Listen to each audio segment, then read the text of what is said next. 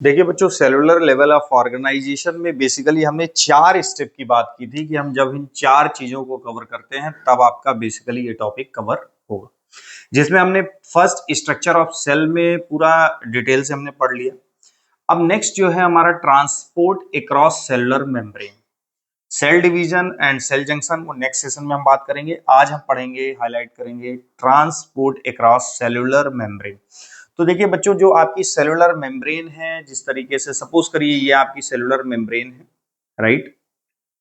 तो इसके थ्रू जो भी आयन का या किसी सब्सटेंस का इन एंड आउट मूवमेंट है वो स्पेसिफिक होता है, और वो कई बार दो टाइप से हम उसको कैटेगराइज करते हैं कि सेलुलर मेम्ब्रेन के थ्रू चीजें दो तरीके से क्रॉस करती हैं। एक तो उनका ट्रांसपोर्ट या तो होगा पैसिव। पैसिव ट्रांसपोर्ट का केवल एक मीनिंग है कि वहां पे नहीं है किसकी रिक्वायरमेंट, एनर्जी की। जबकि जो दूसरा ट्रांसपोर्ट है वो है एक्टिव, जहां पे रिक्वायरमेंट है किसकी, एनर्जी की, राइट। तो एक तो ये डिफरेंस मींस जो ट्रांसपोर्ट अक्रॉस सेलुलर मेम्ब्रेन है उसमें दो तरीके का ट्रांसपोर्ट आ रहा है। नंबर 1 पैसिव और दूसरा एक्टिव। पैसिव में आपकी एनर्जी की नीड नहीं है, जबकि एक्टिव में आपकी एनर्जी की नीड है। तो वो ट्रांसपोर्ट जैसे जिसमें एनर्जी की नीड नहीं है उसके example like diffusion, facilitated diffusion, osmosis. देखिए बच्चों, कई बार ना ये जब नाम आ जाता है फैसिलिटेटेड तो लड़के कंफ्यूज हो जाते हैं, लेकिन चूंकि है तो अपने आप में ये क्या, डिफ्यूजन। तो आपको कंफ्यूज नहीं होना है, डिफ्यूजन हो चाहे फैसिलिटेटेड डिफ्यूजन हो या ऑस्मोसिस हो, they all are the transport mechanism and they are all passive transport. तो पैसिव ट्रांसपोर्ट में डिफ्यूजन, जैसे डिफ्यूजन की अगर हम बात करें तो सपोज करिए लंग्स में आपका बेसिकली जो ये एल्वियोलाई होती है, आपने जब नोज के थ्रू आपकी क्या आई, ऑक्सीजन। तो अब यहाँ पे जो ब्लड में ऑक्सीजन की मिक्सिंग है, क्योंकि आप एटमॉस्फेयर से ऑक्सीजन ले रहे हैं जहां पे कंसंट्रेशन ऑक्सीजन की ज्यादा है बेसिकली, राइट। तो हाई कंसंट्रेशन से कहां गई, लो कंसंट्रेशन में। अब चूंकि बॉडी में बेसिकली आपके जो मेटाबॉलिज्म के रिजल्ट में क्या जनरेट होती है, कार्बन डाइऑक्साइड। तो कार्बन डाइऑक्साइड बैक डिफ्यूज होगी in the alveoli and then outside in the environment. तो बेसिकली जो ऑक्सीजन एंड कार्बन डाइऑक्साइड का डिफ्यूजन है in and in alveoli and in between the alveoli and the blood vessel, ये example है किसका, diffusion का। जहां पे ऑक्सीजन हाई कंसंट्रेशन से लो कंसंट्रेशन में जाती है, इट मींस एनवायरनमेंट से नोज के थ्रू एल्वियोलाई से ब्लड वेसल्स में जाती है जहां पे ऑक्सीजन कम है। और दूसरा कार्बन डाइऑक्साइड ज्यादा से कम, अगेन दोनों में चूंकि डिफ्यूजन है तो ज्यादा कंसंट्रेशन से कम कंसंट्रेशन की तरफ ही जाएगी। तो कार्बन डाइऑक्साइड जब मेटाबॉलिज्म सेलुलर मेटाबॉलिज्म होता है उसके रिजल्ट में कार्बन डाइऑक्साइड रिलीज होती है, तो बॉडी में कार्बन डाइऑक्साइड ज्यादा होगी और वो एनवायरनमेंट में रिलीज होगी, तो वहां पे भी आपका ज्यादा कंसंट्रेशन से कम कंसंट्रेशन की तरफ, हाई से लो की तरफ। फैसिलिटेटेड डिफ्यूजन, फैसिलिटेटेड डिफ्यूजन का कॉन्सेप्ट बहुत सिंपल है। यहां पे आप सपोज करिए सेलुलर मेम्ब्रेन है और आपको ग्लूकोज का ट्रांसपोर्ट कराना है अक्रॉस द सेलुलर मेम्ब्रेन। तो अब यहां पे स्पेशल प्रोटीन होगा, जैसे ट्रांसपोर्टर है जिसका नाम है GLUT4, जो कि फैट एंड मसल्स में होता है। GLUT4 जो कि फैट एंड मसल्स में होता है, ये बेसिकली क्या करेगा, ग्लूकोज को पिक करेगा और ग्लूकोज को बाहर की तरफ थ्रो कर देगा। तो means facilitated diffusion mean facilitate किया गया, किसी की हेल्प से ही किया गया। तो हेल्प यहां पे क्या हुआ, ये ट्रांसपोर्टर, लेकिन फिर भी यहां पे नीड नहीं पड़ी किसकी, एनर्जी की। तो आपको फैसिलिटेटेड डिफ्यूजन में एग्जांपल लिख सकते हैं, transport of glucose with the help of GLUT4 transporter in the fat and muscles. Next osmosis.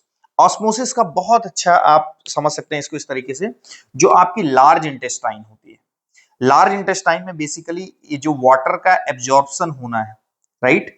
तो वाटर का absorption across the semi permeable membrane, कहां पे, इन द ब्लड कैपिलरी, इधर अंदर की तरफ ब्लड वेसल्स होंगी। तो क्या हुआ कि जो लार्ज इंटेस्टाइन से एब्जॉर्प्शन ऑफ वाटर है अक्रॉस द इंटेस्टाइनल ल्यूमेन या लार्ज इंटेस्टाइन का ये जो वॉल है उससे, उसको बोलते हैं आप क्या, ऑस्मोसिस। यहां पे भी कोई एनर्जी की नीड नहीं होती, राइट।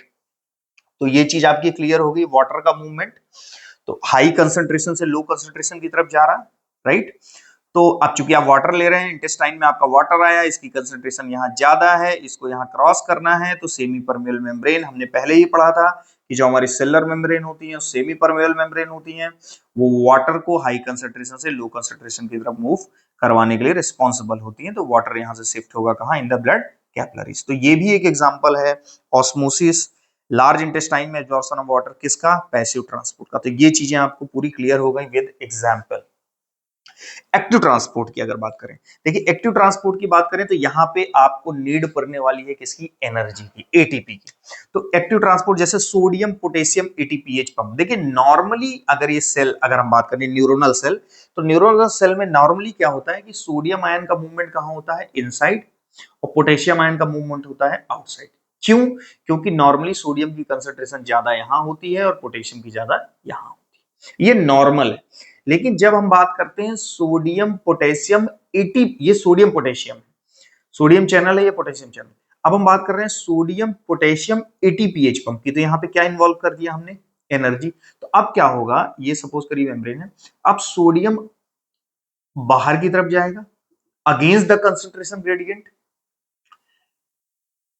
कम से ज्यादा की तरफ जा रहा है, एंड अगेन ये कहां आएगा, इस तरह अपोजिट, जो पहले हो रहा था उससे अपोजिट होगा, लेकिन यहां पे रिक्वायरमेंट किसकी पड़ी, एटीपी की।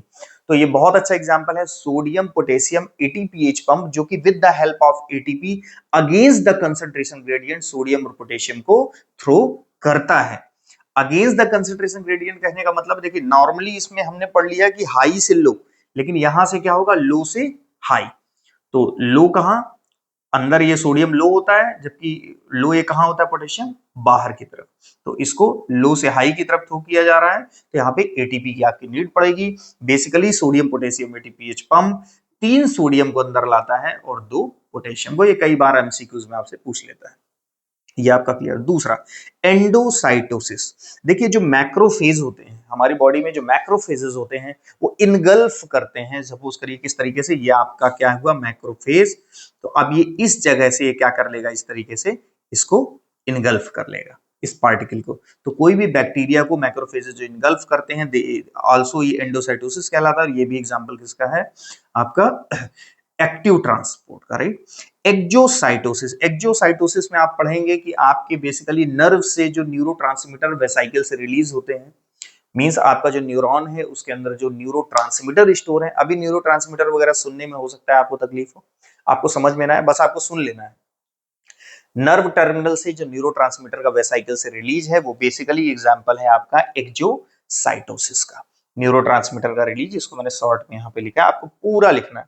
तो आपका चाहे तो नर्व टर्मिनल से न्यूरोट्रांसमीटर का रिलीज हो, एक्जोसाइटोसिस, मैक्रोफेज के द्वारा इनगल्फमेंट हो बैक्टीरिया का, तो ये आपका एंडोसाइटोसिस, जिसमें दो आती है, फैगोसाइटोसिस और पिनोसाइटोसिस। फैगोसाइटोसिस में सॉलिड, पिनोसाइटोसिस में लिक्विड का इनगल्फमेंट करते हैं। सोडियम पोटेशियम एटीपीएच पंप, ये आपका एक्टिव ट्रांसपोर्ट हो गया, ये आपका पैसिव ट्रांसपोर्ट हो गया। इन्हीं इतना ही कंटेंट आपको ट्रांसपोर्ट अक्रॉस सेलुलर मेम्ब्रेन में पढ़ना है, राइट।